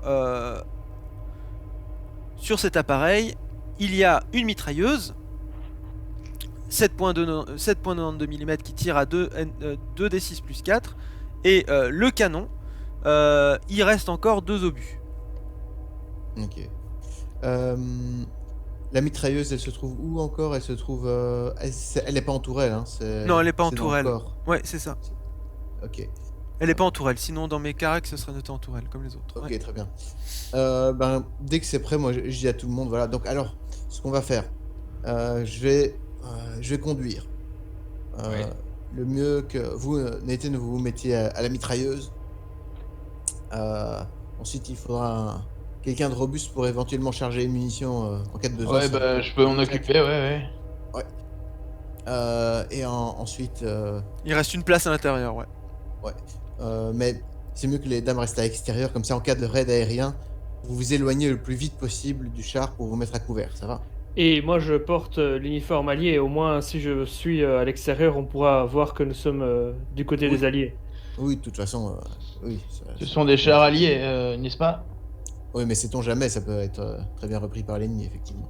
Oui, en fait, ça veut tout et rien dire, char allié, parce que vu l'état de chaos que c'est, l'équipement est récupéré par les uns et les autres, et au final, on peut très bien tomber sur des Matilda en face et se dire que c'est des alliés, mais en fait, c'est des Allemands à l'intérieur. Hein. Bon, mais là, c'est de l'équipement allié, c'est sûr. Ouais. Bah, du coup, moi, je mets mes lunettes, hop. Ton casque, t'as ton casque de tankiste aussi. Ouais, j'ai mon casque de tankiste. J'ai encore les mains pleines de cambouis. Et accrochez-vous. Oh bon. Et le char démarre. Vous allez pouvoir avancer. Alors il y a des moments où c'est compliqué, on doit ralentir. On va de toute façon plus vite qu'à pied, hein. Parce que là où les zones sont, puis on avance aussi sur un terrain. Disons que c'est un terrain sur lequel on ne s'aventurerait pas si on n'était pas à l'intérieur de l'engin. On ne s'aventurerait peut-être pas à pied, ce serait compliqué. Ici, le véhicule chenillé permet d'emprunter certaines voies plus compliquées. C'est ça qui est très utile. Vous avez récupéré ce véhicule dans les parages de Furnes, ok. Après 4 à 5 heures de marche entre Furn et Northcote. Vous continuez à avancer comme vous le pouvez. Évidemment, désormais, il n'y a plus besoin de tests d'endurance. Vous êtes à bord d'un véhicule. Il va me falloir faire une deuxième rencontre. Qui lance les dés? Mathieu, désigne ton successeur. Allez, j'ai bon espoir. Margareta. Margareta. Non, pourquoi? Vas-y, Margareta, tu peux lancer un des 100. 40. Ah, c'est pas mal. Alors, 40, je prends mon petit tableau. D'accord. Un 40. berger allemand. Qui nous suit tout le temps. Bon, le char est contraint de devoir s'arrêter parce que face à vous, il y a des colonnes interminables de réfugiés. Des réfugiés qui sont en train d'obstruer les routes. Ils fuient dans la même direction que vous, c'est-à-dire qu'ils avancent comme vous, ils fuient les routes, mais ils les obstruent aussi, choqués, désorientés et s'accrochant à leurs biens précieux. Le véhicule est à l'arrêt. Vous perdez tout mouvement durant cette période de rencontre avec ce groupe de réfugiés. Et malheureusement, vous êtes un peu bloqué. C'est-à-dire qu'on ne peut pas sortir de la route. Il n'y a pas de possibilité, même avec le char, de partir à gauche, partir à droite. Vous êtes un peu contraint d'être là, dans cet étau, dans cette poche, cette colonne de réfugiés, colonne interminable. Il y a l'air d'en avoir des quantités. Et le tout est à l'arrêt. Ils vont vers la plage, si j'ai bien compris, c'est ça, Ou non? Non, ils fuient les plages. Ouais. Ah, ok. J'aimerais peut-être faire un jet de conduite pour petit à petit essayer de me rapprocher d'un des bords justement parce que bon c'est hyper difficile. Ouais. Et limite je vais demander enfin non, je vais juste m'imposer petit à petit en fait en vérifiant de n'écraser personne. Ok, vas-y, fais un test de conduite. Comme ça Et moi je crie écartez-vous du chemin, écartez-vous. On va demander surtout à Anne de crier vu qu'elle leur parle en flamand. raté. Raté. Moi je vais le dire Bon, en anglais. malheureusement, vous Oui, avez l'air je d'être pense que oui. vous avez l'air d'être un peu bloqué. Ok, Annette, tu fais quelque chose? Oui, je vais tenter d'un petit peu canaliser les flots, on va dire. Je vais crier quelques trucs soit en français, soit en flamand, en fonction de la langue locale.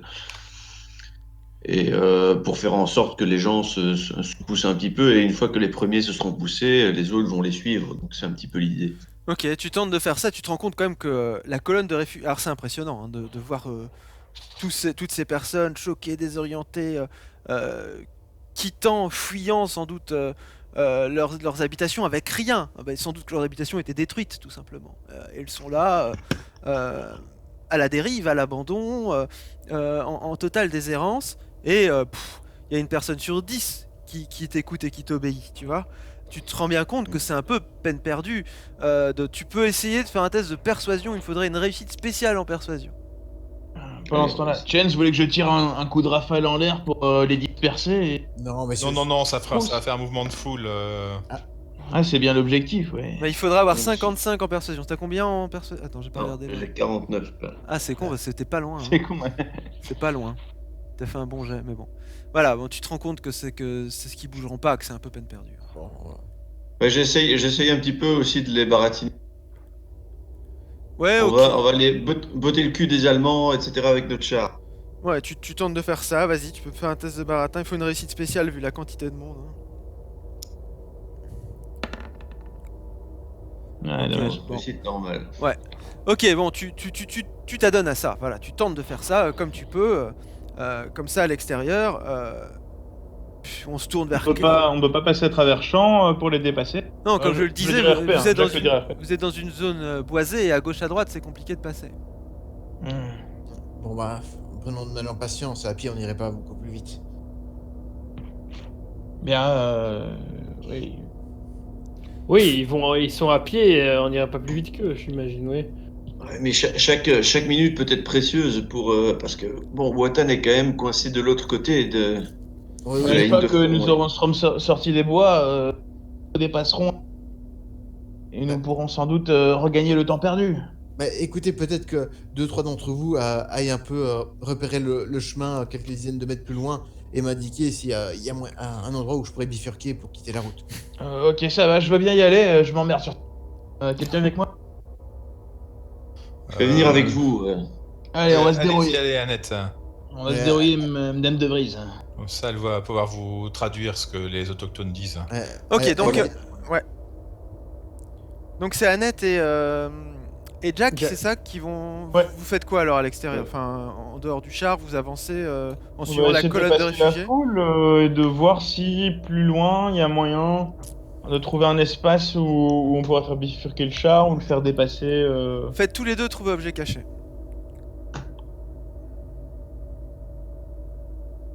Vas-y, Brice, ouais. Oui, bah c'est raté. Ok, vas-y, Ouais. PA. C'est raté aussi. Ok, l'un comme l'autre, c'est raté. Un peu tard, un peu tardivement. Alors que vous êtes en train de chercher, vous allez me dire si vous entendez le son. Ah, Stuka. Bon, ils sont là, hein. Il y a un peu tard pour s'en rendre compte, mais tu constates que vous êtes une cible. Il y a une cible sur votre front. Enfin, je veux dire, il y a là un attroupement, il y a une colonne de réfugiés avec, il y a quand même un bâtiment militaire là maintenant. Vous vous dites que malheureusement, vous risquez d'être une cible de ces avions. Alors, je vais vous montrer ça. Où est-ce que il commence à y avoir beaucoup de choses ici. Hop, hop.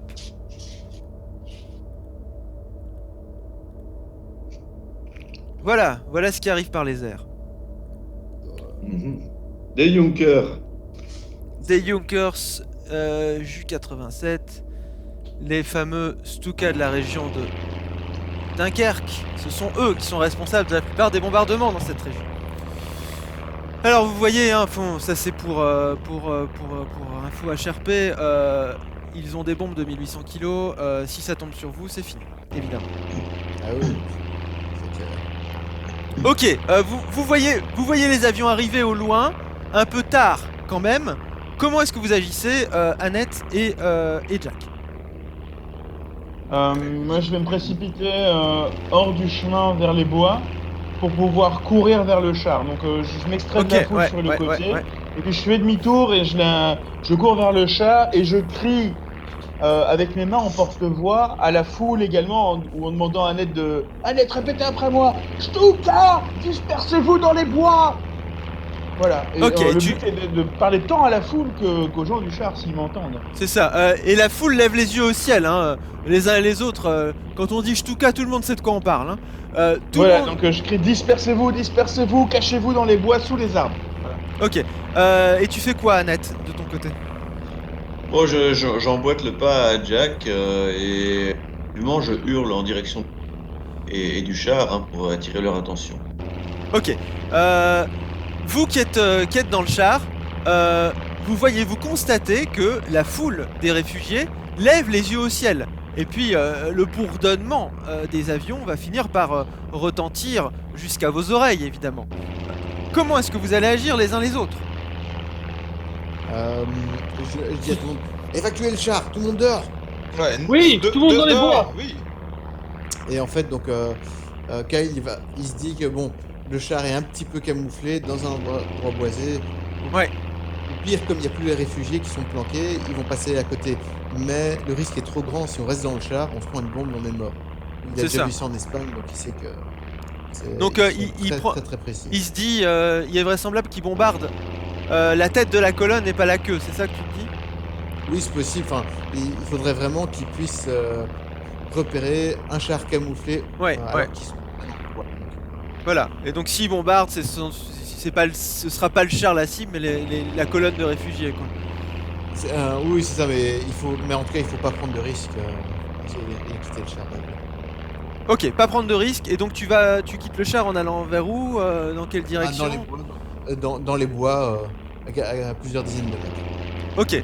Tu t'éloignes aussi loin que possible, à travers bois. Donc c'est plutôt bien que vous soyez en fait, que ça se passe dans une région boisée pour vous en fait. Hein. Ok, Mathieu, que va faire ton personnage?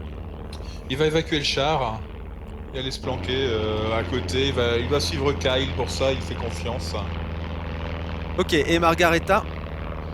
Je vais faire de même et personnellement je vais essayer de trouver les emplacements où il y a le plus d'arbres, la plus grande densité d'arbres pour essayer de me planquer là aussi. Ok, très bien. Je vous laisse faire ça. Vous êtes à quelle distance de la colonne de réfugiés, Margareta?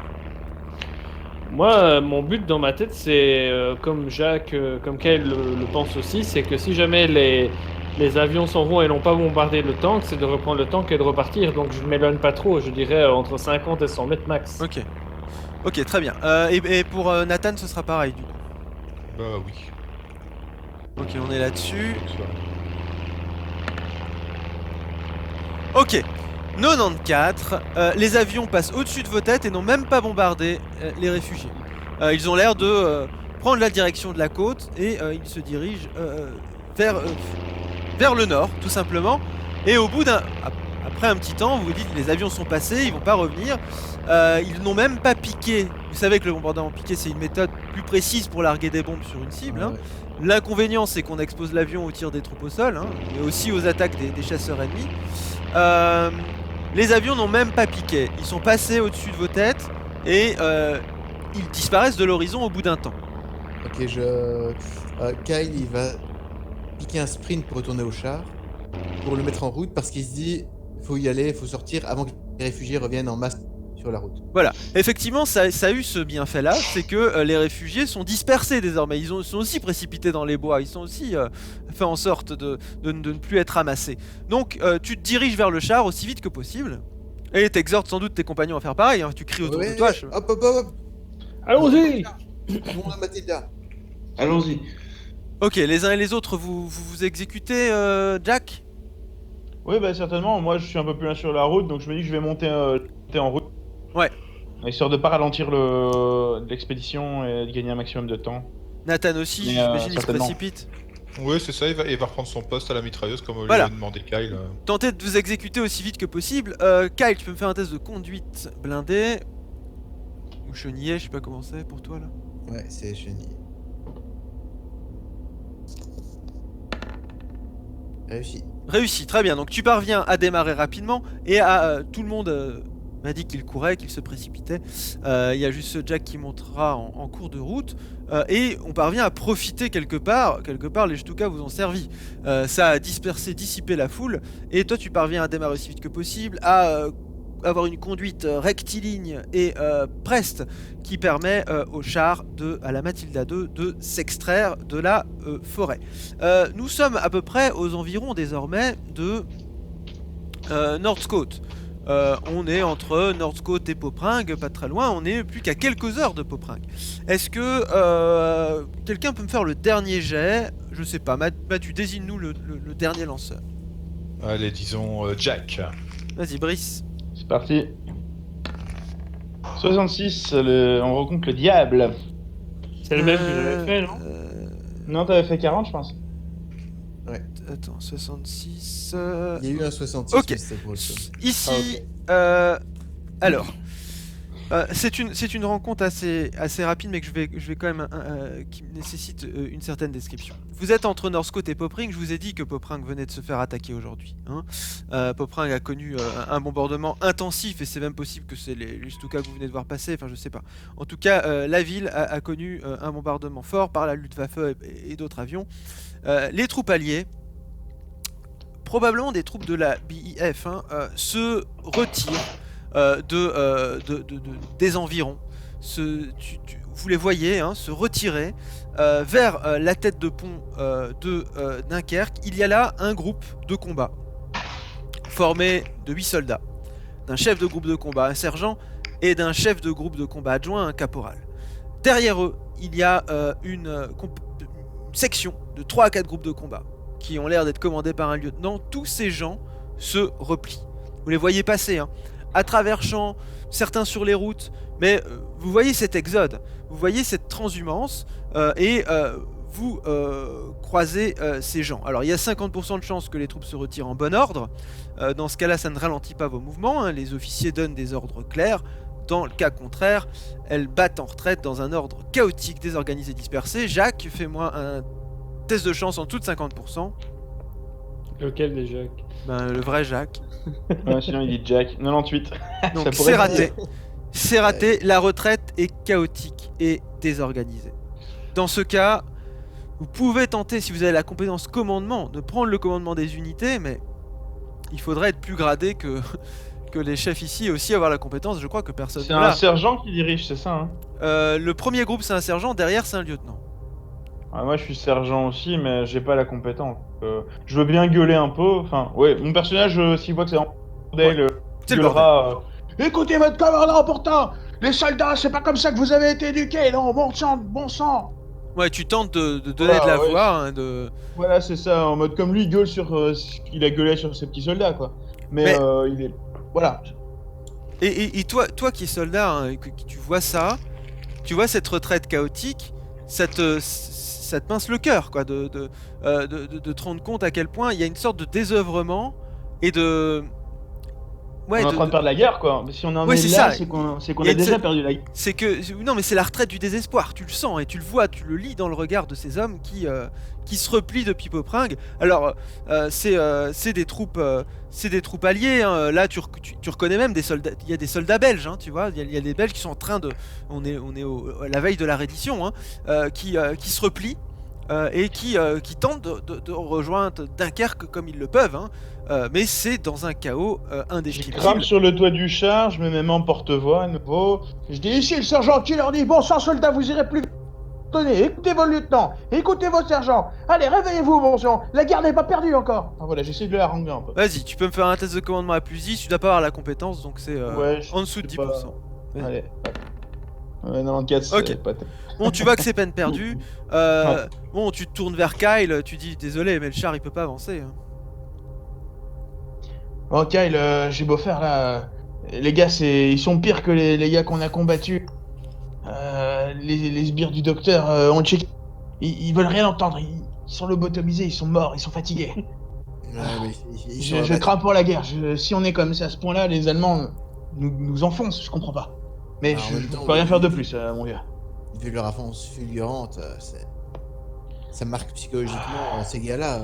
Il va falloir traverser le front de ceux qui ont mis nos gars dans cet état. Ça va pas être facile. Bah écoutez, en tout cas, je peux rien faire de plus si on est ralenti. Bah, écoutez, je vais avancer à vitesse réduite. Hein. Ouais, bon. Je vais continuer de gueuler, on sait jamais qu'un jour, tant des CK. Mais. Bon, On va évidemment, toujours plus vite qu'à pied. oui, on va plus vite qu'à pied, t'avances à vitesse réduite comme tu nous l'as dit.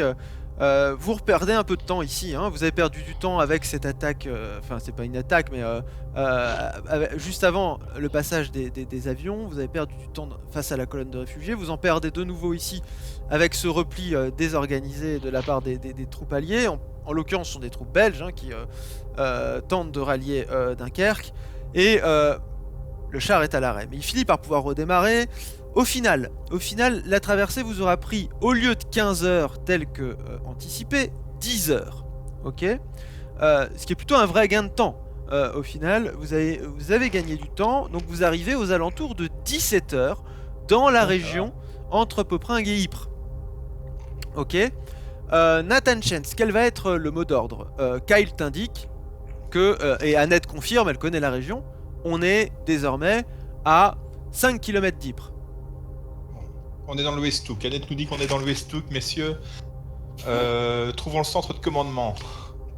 Madame De Vries, vous savez où ça se trouve exactement? Dans Ypres même? C'est légèrement au sud, tu te doutes que c'est au niveau du canal, hein, ouais. Ouais, sans doute près du canal, oui. Bon, rendons-nous directement là-bas. Ok, donc Très bien. Aïe, aïe, ça. le mot d'ordre de Chance, c'est que on se rend directement Au centre de commandement, Voilà, quoi, pour prendre c'est ça, les c'est infos et savoir si on aura une fenêtre pour passer cette nuit ou pas. Ok, donc le trajet depuis Dunkerque s'est plutôt bien passé, ça ne vous a pris que 10 heures. Vous avez trouvé un char qui vous a permis de faciliter votre itinéraire, hein, de 1. Il y a eu cette colonne de réfugiés, il y a eu ces avions et les replis des troupes, mais ça n'a pas complètement attenté au projet qui est le vôtre. Vous arrivez à Ypres, dans les parages d'Ypres, dans les faubourgs de la ville au sud, près du canal, alors qu'il est entre 17h et 17h30. Voilà, je propose qu'on s'arrête ici, il est 23h05, on a plutôt bien avancé, et dès mardi prochain, du coup, nous entrerons dans le vif du sujet. C'était un peu l'introduction de ce nouveau chapitre. On va désormais tenter de passer la ligne ennemie et de rentrer dans le village de Mesegen pour retrouver Wotan. Merci à tout le monde. Merci à Bah, toi. merci à toi. Merci à vous. Merci. Merci les gars.